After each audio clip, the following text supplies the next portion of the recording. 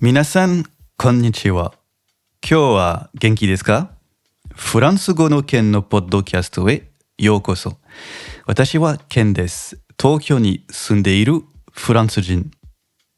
今日のトピックはフランスと日本の5月です。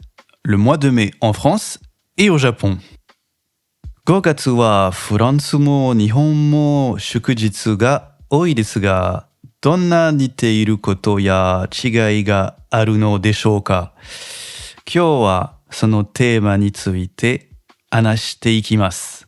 何かわからないところがあれば、スクリプトを見ながら聞いてください。それでは早速始めましょう。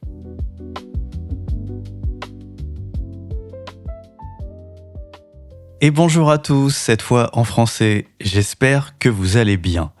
Donc, comme je l'ai dit, le thème de cette semaine, c'est le mois de mai en France et au Japon. La Golden Week vient de se terminer, alors j'ai eu envie cette semaine de faire un épisode qui vous parle des ressemblances et des différences entre la France et le Japon pendant le mois de mai. Pour commencer, regardons du côté du Japon. Vous connaissez évidemment tous les jours fériés qui existent au Japon, mais savez-vous comment ils sont prononcés en français? Eh bien, c'est ce que nous allons regarder ensemble. Donc, la Golden Week est composée de 4 jours fériés. Le 29 avril, Showa no Hi, jour de naissance de l'empereur Showa. Le 3 mai, Kenpo Kinembi, jour de commémoration de la Constitution. Le 4 mai, Midori no Hi, jour de la nature. Et enfin, le 5 mai, Kodomo no Hi, jour des enfants. Et d'ailleurs, connaissez-vous l'origine du terme Golden Week? En faisant des recherches pour cet épisode, j'ai découvert que ce mot a été inventé en 1951 par le monde du cinéma. À cette époque, beaucoup de Japonais allaient voir des films pendant ces jours fériés. Alors, pour vendre encore plus de billets, un directeur de cinéma a créé le mot Golden Week en référence à l'expression Golden Time, utilisée à la radio pour désigner la période où l'audience est la plus forte. Est-ce que vous connaissiez cette anecdote? En tout cas, j'espère qu'elle est vraie. Bon. On a vu comment ça se passe au Japon. Et en France, est-ce que la Golden Week existe aussi? Eh bien, pas exactement, mais le mois de mai est lui aussi composé de 4 jours fériés. On a tout d'abord le 1er mai, c'est le jour de la fête du travail. Le 8 mai, c'est le jour qui commémore la fin de la Seconde Guerre mondiale. Le 14 mai, qu'on appelle aussi le jeudi de l'Ascension, c'est une fête religieuse chrétienne. Et enfin, le 25 mai, le lundi de Pentecôte, qui est aussi une fête religieuse chrétienne. Voilà. Maintenant qu'on a vu comment ça se passe en France et au Japon, quelles sont les différences et quelles sont les ressemblances?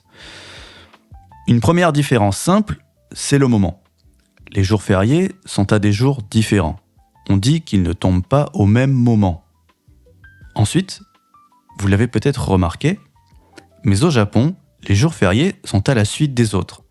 On dit qu'ils sont consécutifs. Pour la France, ces jours fériés sont à des jours différents. Et puis, de façon générale, en ce qui concerne les jours fériés, il y a une énorme différence entre la France et le Japon, que j'ai découverte en vivant ici.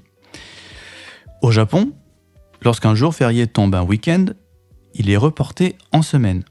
C'est ce qu'on appelle le Furikae Kyujitsu. Par exemple, cette année, Kenpo Kinembi était le dimanche 3 mai, mais il a été observé le mercredi 6 mai. De cette façon, les jours fériés ne sont pas perdus au Japon. Et c'est ce qui a permis cette année aux Japonais de se reposer du samedi 2 mai au mercredi 6 mai, soit 5 jours de repos. En France, ce système n'existe pas. Si un jour férié tombe un week-end, alors il est tout simplement perdu. Cette année par exemple, il y a certains jours fériés qui seront perdus en France. C'est le cas de la Toussaint, qui chaque année est le 1er novembre. Malheureusement, cette année, le 1er novembre, c'est un dimanche. Ça veut dire que les Français vont perdre ce jour férié en 2026. Alors, qu'est-ce que vous pensez de ce système ? Est-ce que vous trouvez ça juste ? Dites-le moi en commentaire. Les Français, eux, se plaignent beaucoup quand un jour férié tombe un week-end. En tout cas, France ou Japon, le mois de mai reste le meilleur mois pour se détendre. Et vous alors ? Quel a été votre programme pour cette Golden Week ? Est-ce que vous êtes parti en voyage ou vous vous êtes reposé à la maison ? C'est la fin de cet épisode. J'espère que vous avez trouvé le contenu intéressant. Je vous rappelle que sur le compte Instagram de Furansugo no Ken, je vais vous proposer des quiz et des exercices de français. Alors n'hésitez pas à suivre le compte pour continuer votre apprentissage de la langue française. D'ici le prochain épisode, portez-vous bien et je vous dis à très bientôt. Matane!